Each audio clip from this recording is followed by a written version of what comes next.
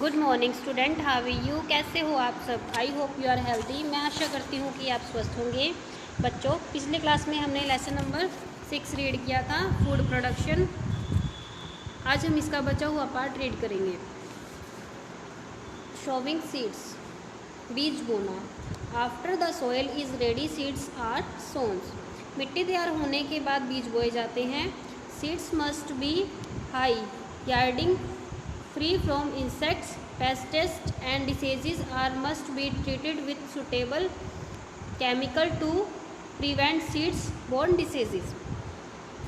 बीजों की अधिकता होनी चाहिए, कीटों और रोगों से मुक्त होने चाहिए और बीज जनित रोगों को रोकने के लिए उपयुक्त रसायनों में उपचारित करना चाहिए।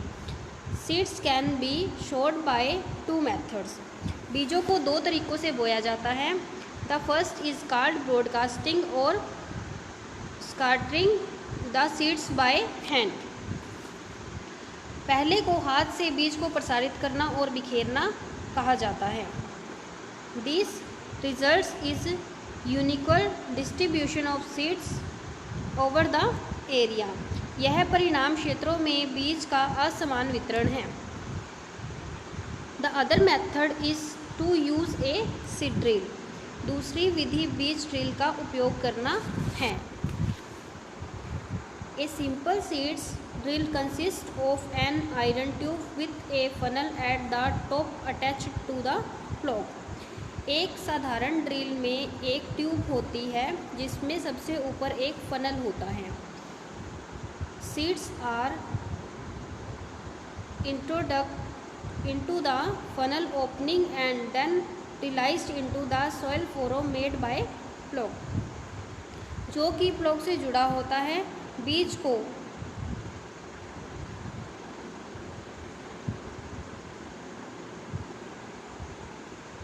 को एक हल द्वारा बनाए रखने के लिए मिट्टी के फरों में जारी करके फनल में पेश किया जाता है।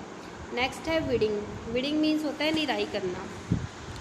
It is the third stage of agriculture activity. यह कृषि गतिविधियों का तीसरा चरण है।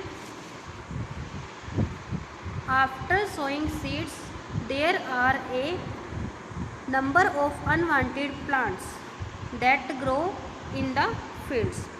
बीज बोने के बाद कई अवांछित पौधे जो खेत में उगते हैं। These plants are often harmful to the crops. यह पौधे फसल के लिए हानिकारक होते हैं। So they are removed either manually और with the help of khurpa और होरो। इन्हें क्या किया जाता है? यह पौधे अक्सर फसल के लिए हानिकारक होती हैं, इसलिए इन्हें मैनुअल या खुरपे की मदद या हारों की मदद से हटाया जाता है। This process is called weeding. इसे क्या कहा जाता है? इस प्रक्रिया को निराई कहा जाता है। Again read. सोइंग सीड्स, बीज बोना। After the soil is ready seeds are sown. मिट्टी तैयार होने के बाद बीज बोए जाते हैं। Seeds must be high yielding, free from insect pests and diseases and must be treated with suitable chemical to prevent seeds borne diseases. बीजों की अधिकता होनी चाहिए, कीटों और रोगों से मुक्त होने चाहिए और बीज जनित रोगों को रोकने के लिए उपयुक्त रसायनों से उपचारित करना चाहिए। The first seeds can be sowed by 2 methods. बीजों को 2 तरीक़ों से बोया जाता है। The first is called broadcasting और scattering the seeds by hand. पहले को हाथ से बीज को प्रसारित करना या बिखेरना कहा जाता है। This results is unequal distribution of seeds over the area. यह परिणाम क्षेत्रों में बीजों का असमान वितरण है। The other method is to use a seed drill. दूसरी विधि बीज ड्रिल का उपयोग करना है। A simple seed drill consist of an iron tube with a funnel at the top attached to the plough. एक साधारण सीड ड्रिल में एक ट्यूब होती है जिसमें सबसे ऊपर एक फनल होता है। Seeds are introduced into the funnel opening and then released into the soil furrow made by a plough। जो कि प्लॉग से जुड़ा होता है। बीज को एक हल द्वारा बनाए गए मिट्टी के फरों में जारी फनल में पेश किया जाता है। नेक्स्ट है वीडिंग, निराई। It is the third stage of agriculture activity. यह कृषि गतिविधियों का तीसरा चरण है। After sowing seeds there are a number of unwanted plants. बीज को बोने के बाद कई अवांछित पौधे जो खेत में उग जाते हैं। These plant are often harmful to the crops. यह पौधे अक्सर फसल के लिए हानिकारक होते हैं। So they are remove either manually और with the help of khurpa and harrow. इसलिए इसे मैनुअल खुरपे या होरो की मदद से हटाया जाता है। This process is called weeding. इस प्रक्रिया को निराई कहा जाता है। नेक्स्ट है इरिगेशन। इरिगेशन मीन्स होता है सिंचाई। The process of watering the crops is called irrigation. फसलों को पानी देने की प्रक्रिया को सिंचाई कहा जाता है। The sources of water like wells, tubewell extra. पानी के स्रोत हैं जैसे कुएं, नलकूप आदि। Should be at the higher level so that each and every part of the fields get enough water.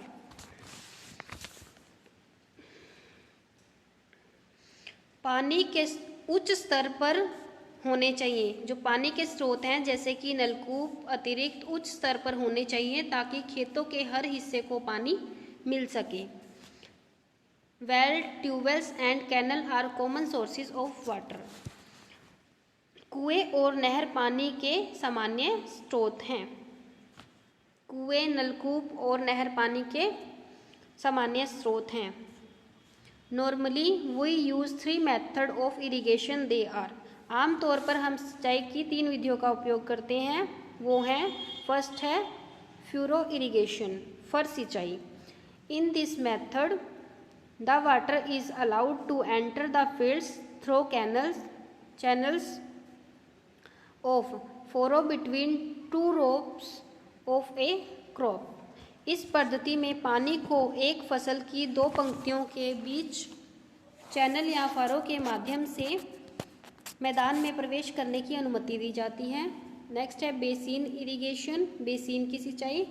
In this method the fields is just filled with water as in the case of paddy and sugarcane crops। इस विधि में खेत को सिर्फ पानी से भरा जाता है जैसे धान और गन्ने की फसलों के मामले में।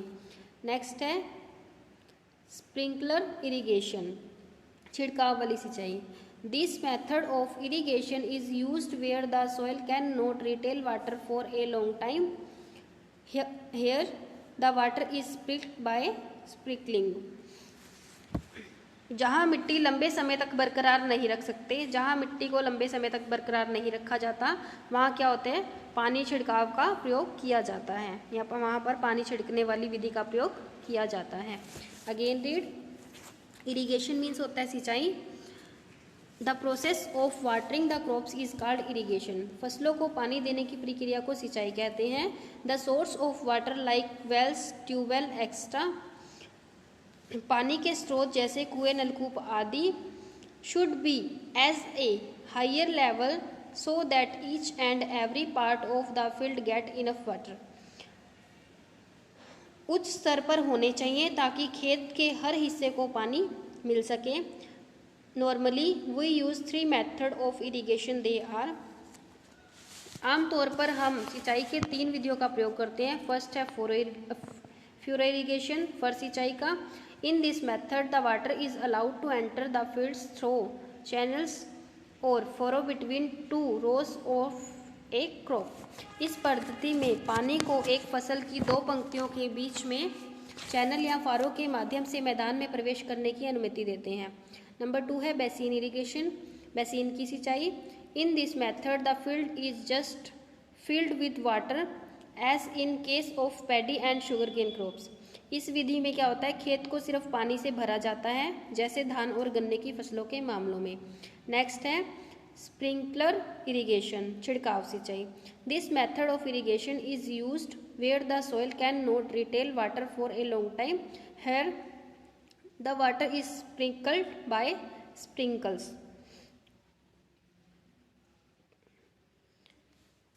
जहाँ पर मिट्टी लंबे समय तक बरकरार नहीं रख सकते वहाँ पानी छिड़कने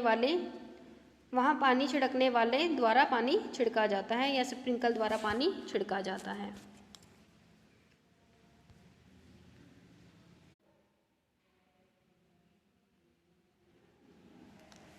Now we read question answer. First question is, why did early man start growing crops? आदि मानव ने फसल उगाना क्यों शुरू किया?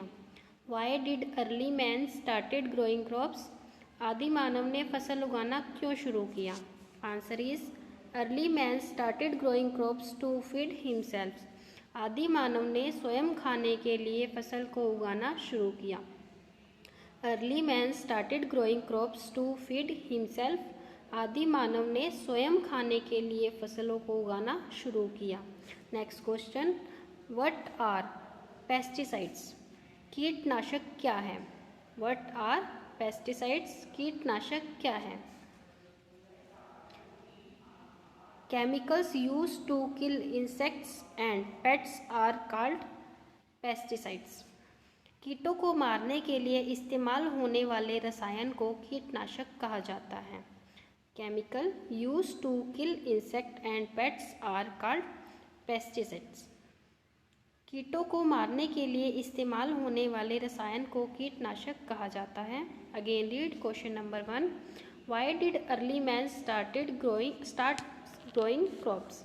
आदि मानव ने फसल उगाना क्यों शुरू किया? Early man started growing crops to feed himself. आदि मानव ने स्वयं खाने के लिए फसल को उगाना शुरू किया।